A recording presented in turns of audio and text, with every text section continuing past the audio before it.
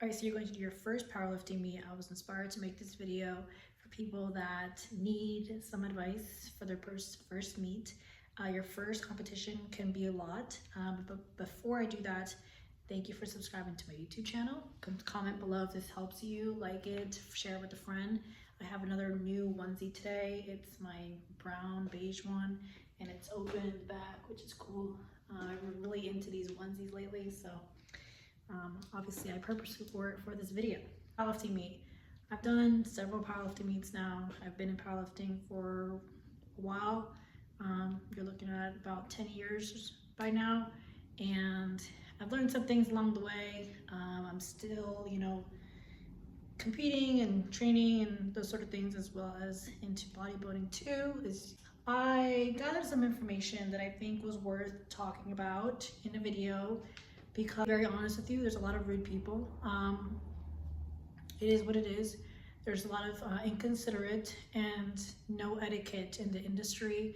I see a lot of people with no class. Now there are a lot of people with class, but I also think that there are definitely people without class. So I thought it would be worth my time to make this video to hopefully, help you maybe make a decision if you want to do a meet, and kind of things to consider if you're going to do one. Okay, so the first one is when you're going to go to a powerlifting meet is you're going to have to pay for registration. You're going to have to pay to compete.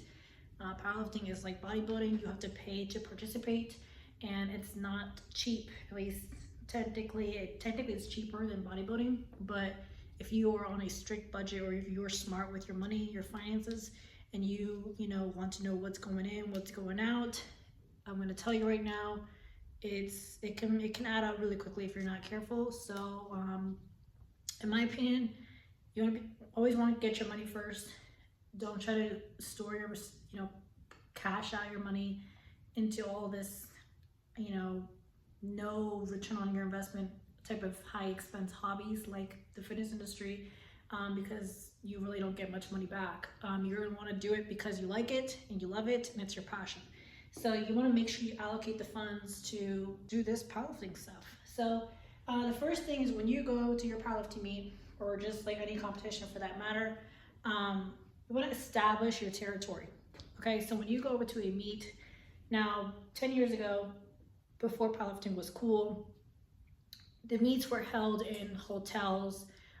They were held in I heard one place was like a casino, like a gymnasium. It wasn't held at like a sports center.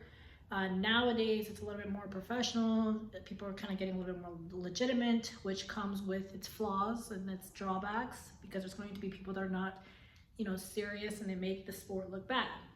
But when you do go to your meet, and when you go to the location, make sure you establish your territory. And I'm saying this because I've learned through my own eyes.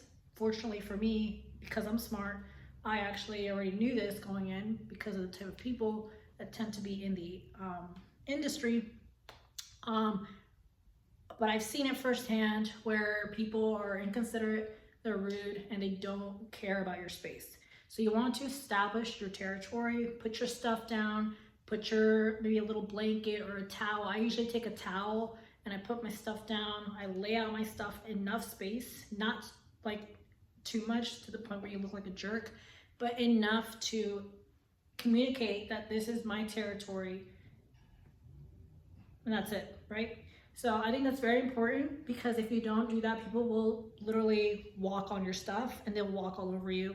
Basically say, this is my space, you can get your space over there. First come, first serve. So make sure you get there early, establish your territory. Don't be afraid to say no. Don't be afraid to tell people this is my space, and that's it. I've been pretty successful doing that, and fortunately people respected my space, and that's probably because of my demeanor and how serious I am. But I think that there's certainly people that maybe don't have that confidence to say that, and that's kind of why I'm making this video, to just kind of tell you, it's okay, just establish your territory. It's nothing wrong. It's not rude. You're just establishing your territory, and there's nothing wrong with that. It's like in the military where people want to push you around. So yeah, establish your territory. Number dos, your warm-ups. So every federation is different. There's different federations. There's USPA, USAPL, Powerlifting United now, WRPF. There's a bunch of new ones now, and every federation is, you know, run differently. With the warm-ups, considering that every federation is different, they may have their warm-ups designed differently. I'm gonna be very honest with you. There was this one meet, and I will not mention the meet, to the south, and there was this very rude girl that I had to go and start warming up because I was about to go and squat in like, you know, 20 minutes.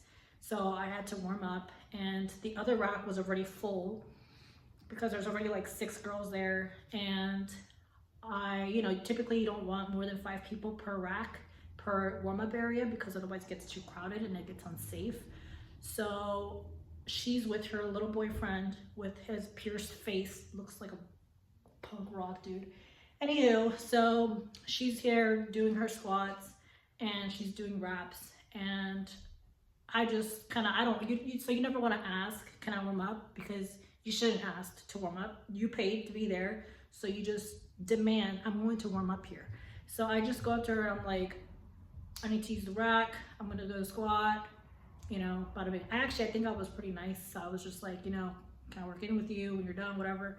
And because I'm not that mean sometimes, but sometimes you gotta be stern.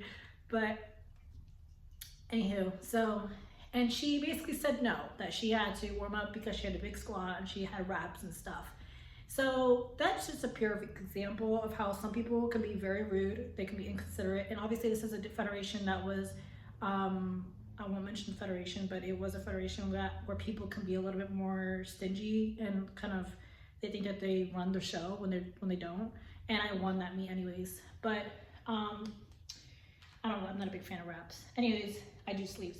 Anywho, but more of the story is that don't be afraid to establish your warm-up area. You know, if people are working in, you know, say, hey, I'm gonna go squat. When are you gonna go? When are you gonna go? Or, you know, what's your name? When do you go on the platform or what have you? And say, okay, well, hey, well, I'm before you, so I need to go, right? Now, there's going to be people that are going to be rude. There's going to be people that, for lack of a better word, are inconsiderate and don't have etiquette and are not educated on how to be decently respectful. So just mentally prepare yourself for that. I already always mentally prepare myself. I usually have somebody with me when I'm warming up because it can get that rowdy and that difficult sometimes. Some people are just very rude to the point where you just have to, like, don't ask. You just load up the bar and you don't care what they say. You just have to warm up so that you are safe. But if you have a friend or a coach or somebody that can be with you to help you warm up, to be your kind of voice or to be your second voice, that is very useful, and I would strongly encourage that. I do that, a lot of people do that. But yeah, always have somebody with you, but if you can't, you know, stand your ground and or just get to the rack early. That's usually what I do. I would get to the rack early and just, you know, establish that this is my rack. So if you want to work in with me, I'm more than welcome to, you know, more than welcome to join me. But just be mindful that there are rude people and it's going to be difficult sometimes to warm up. Okay, number 3, toiletries. So I'm big on hygiene. I'm big on cleanliness. I'm kind of an organized freak.